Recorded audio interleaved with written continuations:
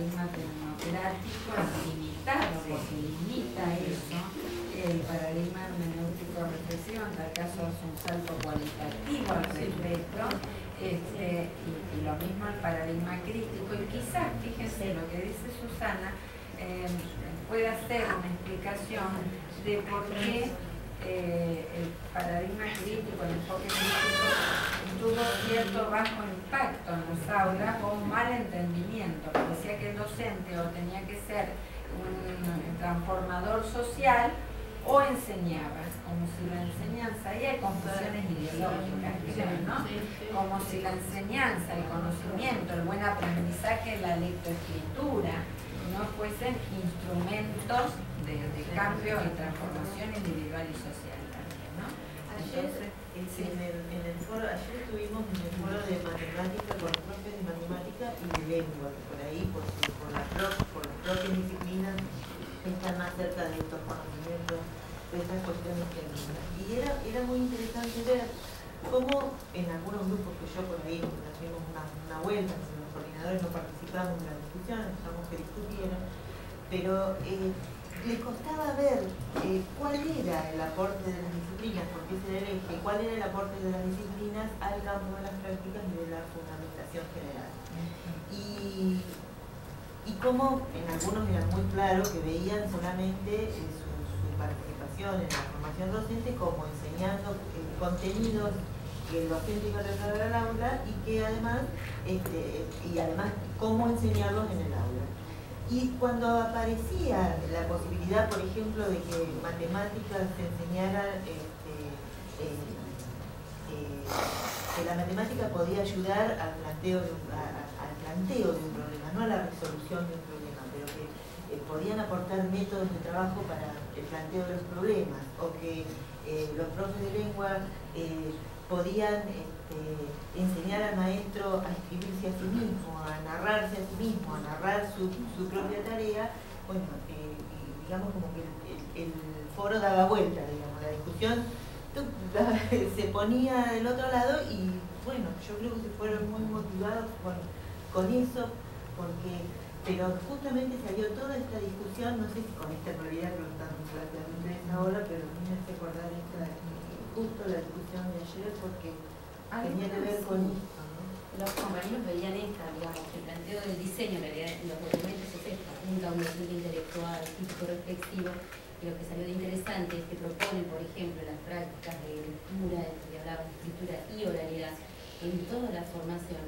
Y algo interesante que no habíamos pensado al menos es que no solamente para los docentes en formación, sino para los docentes, nosotros, quienes estamos formando. Es un planteo novedoso y muy fuerte que salió ayer, desde este lugar. Si el planteo es formar y es un desafío que docente intelectual, reflexivo crítico, lo que decías vos, Susana, tenemos que saber leer y hablar. Y la matemática puede aportar mucho a un docente crítico en todas las disciplinas. Quizás dar vuelta, como vos decís, tenga que pasar por la toma de conciencia del lugar que se está ocupando como docente, quiero decir, en un instituto de formación docente, que se está formando para una práctica, que la práctica no es la matemática, para decirlo de alguna manera, a ver si se entiende, sino la enseñanza. Lo que eligieron ser o problematizarse es la enseñanza.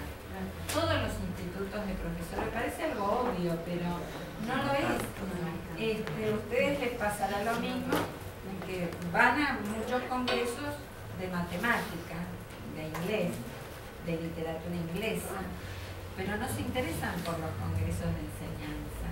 Algunas disciplinas han avanzado un poco más que otras, pero en general, es más, por lo menos en Santa Fe pasa, que las disciplinas tan importantes que tienen un campo futuro tan rico como son las didácticas específicas o los espacios de la práctica, los toman los más jóvenes de la especialidad, porque parece menos prestigiado dedicarse a la matemática superior o a literatura inglesa que a la didáctica del idioma, ¿no?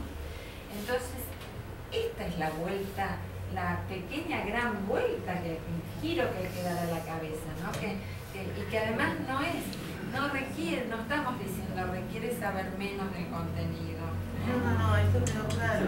Carlos Marcelo toma, creo que de Schulman, este concepto de conocimiento didáctico del contenido, muy potente también porque muestra para enseñar tengo que saber el contenido, pero además comprensivamente los problemas de comprensión del contenido y cómo resolver esos problemas de comprensión del contenido. Entonces es mucho más complejo. A mí me ha tocado ir a dar algunas charlas, qué sé yo, agronomía, por ejemplo, y que vienen los popes de biología y demás, y cuando uno les muestra alguna de estas cosas, y nosotros mandamos a los ayudantes y nosotros nos dedicamos a la investigación. No, quiero decir que en realidad esto que todos manejamos de la transposición didáctica, si no hay un buen manejo del contenido, pero si no hay una buena adecuación de carácter didáctico, puede plantear lo que plantea finalmente Llevalar, de estas distorsiones, de estas conversiones en otras cosas que no es en síntesis lo que se quería enseñar. Hay como un balance. Y por el otro lado, ¿qué hizo la universidad? ¿Qué hicieron? ¿Qué hicimos los integrantes de la universidad en algún momento? Cuando aparece el esplendor de la investigación, el que no se sentía seguro en su disciplina presentaba una investigación sobre enseñanza de... No tenía la menor formación pedagógica, pero como era enseñante, y ahí sí ocupo el término enseñante, creyó que con esto podía zafar. Entonces entraba en el sistema de incentivos, pero desde el lugar donde él se sabía flojo en el terreno del conocimiento. Claro. Digo, es como complejo de devolver al lugar que cada uno... Sí. Neruda alguna vez en un poema decía: cuida, limpia, levanta nuestro amor.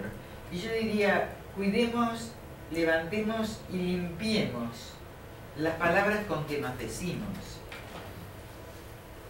Y estas son algunas de esas palabras. Susana, uno de los obstáculos que se presenta cuando uno quiere trabajar desde el enfoque crítico en las prácticas, en este espacio de las prácticas, es precisamente ese, ¿no? Incluso en el diálogo con los maestros de escuela primaria. Digamos, una planera, esto es muy lindo, pero hay que estudiar mucho, digamos, ¿no? Hay que saber mucho. Yo recuerdo que en talleres con compañeras sociales, cuando le hacíamos todo un planteo desde la línea crítica, asustaba a los compañeros maestros y bueno, y los alumnos, más de una vez cuando los mandamos a consultar al compañero de las dialécticas específicas, nos hacen un ole porque no, este nos hace leer mucho, este nos hace estudiar mucho y para plantarnos en esto tenemos que saber mucho, ¿no? Entonces, a veces aparece como un obstáculo. Seguro. Cuando hablaba Susana me acordaba, bueno, el impacto de las palabras, el dicho que sabe, el que no sabe, enseña. En algunas especialidades impacta mucho. Me hicieron acordar también una cuestión, que es verdad, los ingresantes a primer año a veces, muchos ingresan, más en estas carreras que tenían hasta 3 años, creyendo que es una salida laboral corta, y cuando uno les pregunta ¿cuál es el objeto de trabajo que van a tener ustedes? Los niños, dicen. Y cuando le hablamos, bueno, de esa tríada didáctica, que en realidad el objeto es el conocimiento, y ustedes piensen si un carpintero le tuviese alergia a la madera, ¿qué tendría que hacer? Bueno, acá quien tiene alergia al conocimiento, bueno, realmente los movilizan, que empiezan alguna chis y nos vamos. Pero aquí me detendría porque después quiero pasar algunas de las tensiones. Yo, por el clima de la clase, quizás lo diría.